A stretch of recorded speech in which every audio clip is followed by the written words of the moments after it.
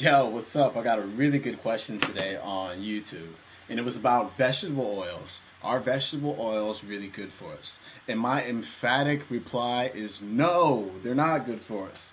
And you probably heard a lot differently from other places, but I'm here to tell you the truth. That's why we call this underground wellness because this information, for some weird reason, has not made it mainstream. All right, even though it's as old as our ancestors, okay, it's still kind of on the down low for some reason.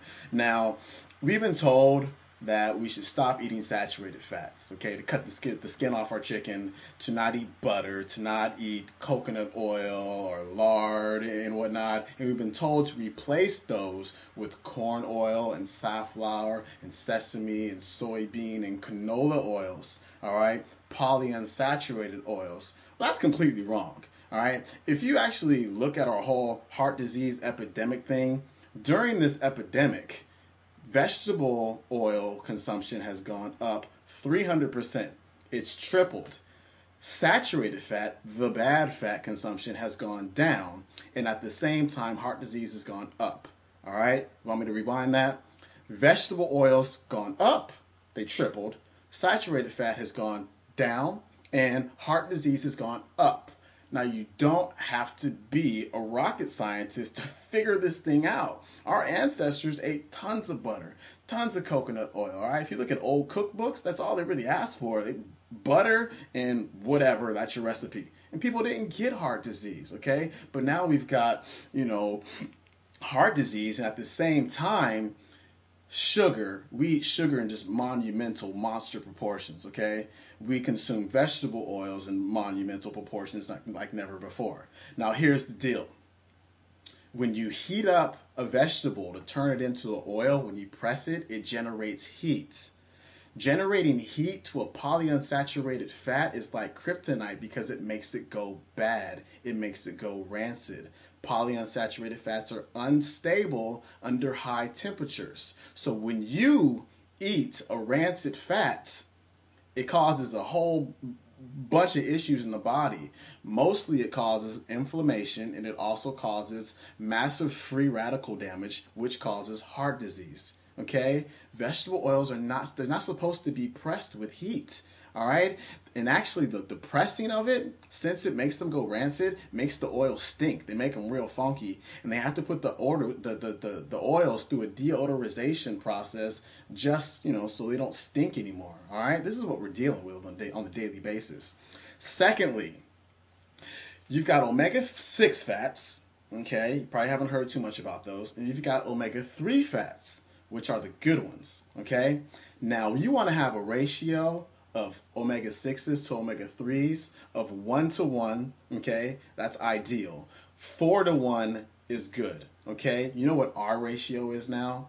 It's about 25 to 1 omega-6s to omega-3s in the diet. Why is it like this? It's because omega-6s are what's in the vegetable oils.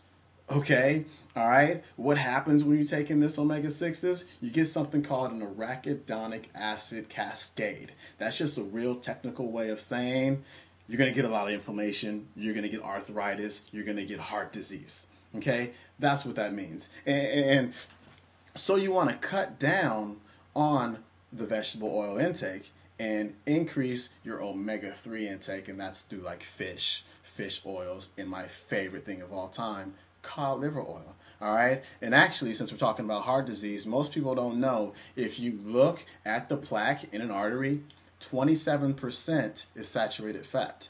The vast majority of the remainder are polyunsaturated fats. Most people don't know this. Now, what type of fats do I like to cook in?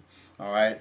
One of my favorite oils is Spectrum extra virgin olive oil. Now, the reason why I love this is because it's cold pressed. Okay, this is the only olive oil I will ever buy because they don't generate all the heat and make the oil go bad when they press it. Okay, so it doesn't go rancid, so it isn't going to make my heart explode. All right, also, I love this. This is my favorite product almost, coconut oil. All right, coconut oil is so versatile.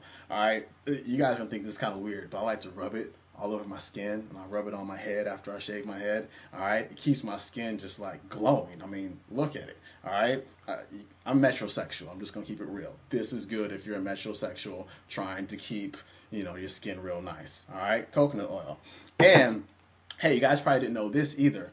When you take your fish oils or when you take your cod liver oil, research shows that they don't work as effectively when they're not combined with some saturated fat. So I like to take a teaspoon of coconut oil and my cod liver oil at the same time just to make it more effective. Okay, and then last but not least, this is the bomb. I get this from Grassland Beef, and this is a pound of raw butter produced by grass-fed cows. And this stuff is like no other butter that you will ever taste. This stuff is so good, I'll like get a knife and just take a slice off of it and eat it. All right? This is the bomb. Grasslandbeef.com. Lots of vitamin A, lots of vitamin D, lots of great nutrients because the cows that make this are eating the foods that they were made to eat. All right? So that answers today's question about vegetable oils. Don't eat them, all right? Eat some more saturated fat from good sources like the ones that I mentioned, and stay healthy and come back next time. Tell your friends to subscribe, all right? I want lots of subscribers, and undergroundwellness.com is coming in about a month. It's going to be crazy. I got mad ideas, so be sure to stop back. I've talked too much. I'm out.